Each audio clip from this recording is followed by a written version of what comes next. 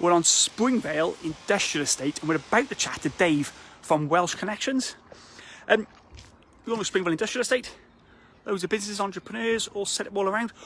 Well, Welsh Connections, just based over there, have been at the centre of a huge effort to get Mitsubishi trucks out to Ukraine to help. It's a bit of a shortage of supply across Europe.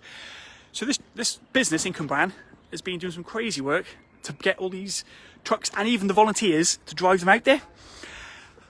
Dave is tucked in behind 5 Mitsubishi trucks, which we're gonna find out more about them now. Dave, how are we stood on Springvale, surrounded by, well, there's 5 here, there's 15 across the road, Mitsubishi trucks, which tonight are gonna head for Ukraine, driven by ex-scouts, former police officers, volunteers. Where does it all begin? So we have friends that run a business in Ukraine, in a town called Ternopil. It's a very similar business to us. They make an ethnic Ukrainian product, which is giftware. We met them several years ago at a trade fair, and we've stayed in touch ever since. And we meet them 2 or 3 times a year here in the UK at various trade events and in Europe.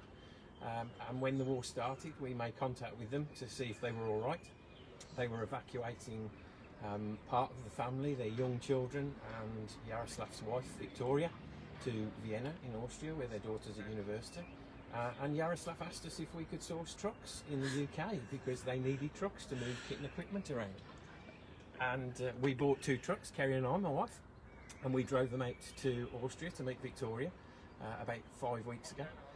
And since then we've bought just over 100 trucks and shipped them all out with volunteers from all over the country, former police officers that we worked with, paramedics, members of the fire service, the armed services, and of course skating, because we're heavily involved here in Gwent in skating. Where we stood, if you walk us down here, I mean, just to the left of me, there's 5, 1, 2, 3, 4, 5, there's 5 Mitsubishi trucks. Now, so you've teamed up with this charity that was set up, and they've been giving you the money, and you've been making phone calls, internet sites, text messages, all sorts to purchase. You said about £300,000 worth of trucks? Yeah, we've spent about £300,000 worth of the charity's money so far. That covers the expenses of getting the trucks here, obviously the cost of buying the trucks, the expenses of getting the trucks from here to the border with Ukraine in Poland. So it's been a logistical nightmare, as you can imagine. We've sucked in all our friends on Facebook, and as a consequence, we've got a great network now that's moving all of these trucks around the country. Take us down there. I mean, this is. Oh, sorry, Frank. Hello, lad. There's something like camera there. These trucks is so. This is the charity here, is it? Yeah, this is the charity that we're in the process of establishing, because it takes about 4 weeks to formalise the process.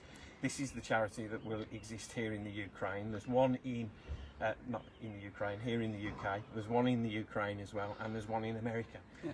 And we're also looking at partnering up with another Ukrainian charity in Australia as well, because they're shipping medical supplies into Heathrow, which we collect over the course of the week, and they get loaded into these trucks to be taken out to Ukraine.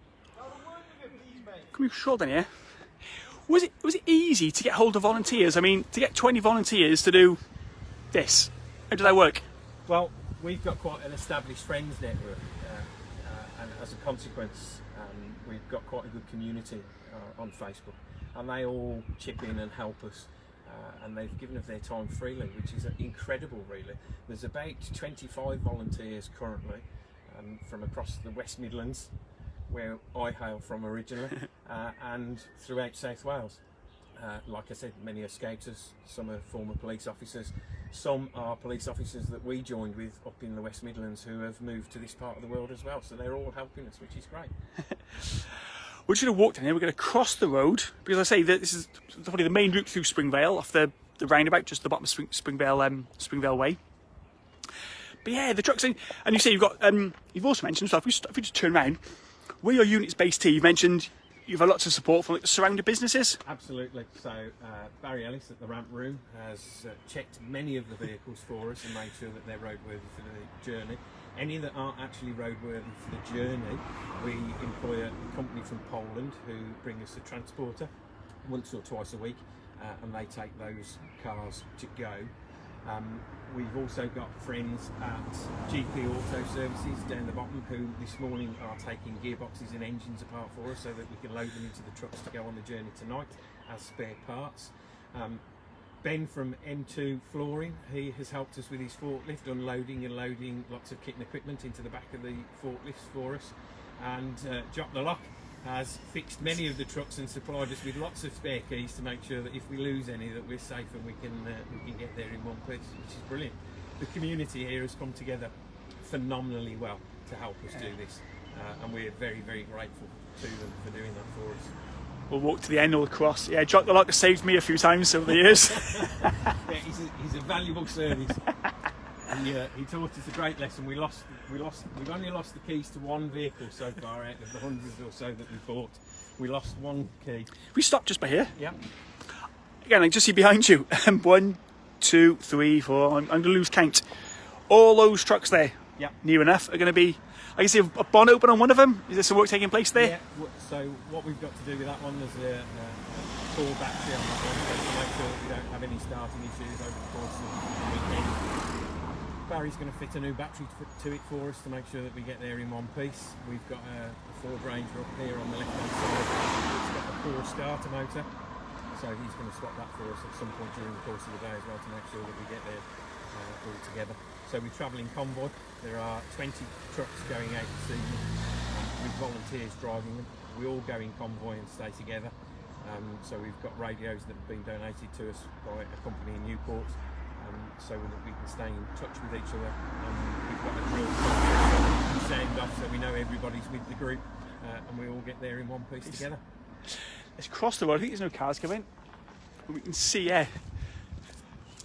There's. And obviously the choice of Mitsubishi, because there's a sort of dealership place out there that can do the final bits of work to make sure they're ready to use. Absolutely. So what we found was Yaroslav, our friend in Ukraine, the town that he lives in, there is a Mitsubishi main dealership for the Ukraine there, and they very kindly offered to support this charity to make sure that all the trucks are ready for service. So when they arrive in the Ukraine, they go in there, they're checked over. If they're fit, they go straight off to hotspots around the country to move supplies and people around. If they're not, then they do whatever work is required to make sure that they are. And they're buying the spare parts from all over Europe, so sometimes we get a list of spare parts that they need and we source them for them and load them into a truck and they get out there as quickly as possible. So this evening, is it sort of 8 o'clock you're going to meet up? So it was a cup of tea and coffee before a bit of, what's the plan? So the drill this evening is that everybody will come at 8 o'clock. They'll check the fluids in their own vehicle to make sure that the fluids are okay, top up anything that's required. They'll also check all of the wheel nuts on every truck to make sure that the wheels are all sound, and then we'll set off. All of the trucks are already fueled.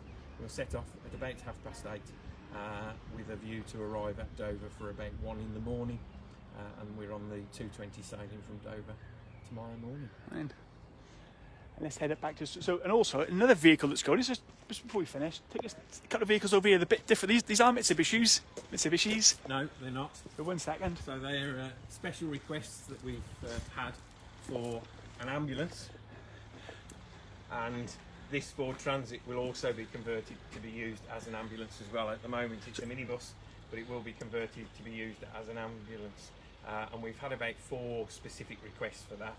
And we also have a quite unique vehicle over there, and one on the end there, the Mitsubishi Delicia and the Nissan Cwmbran. They're both 4-wheel drive MPVs, so they find those very, very useful to use in areas that have had heavy shelling to get casualties to hospital and to safety.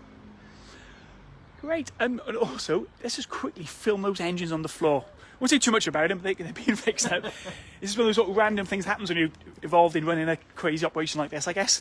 Yeah, it is, absolutely. So yesterday we had a request for 2 spare engines for the old shape Mitsubishi and 1 spare engine for the new shape Mitsubishi.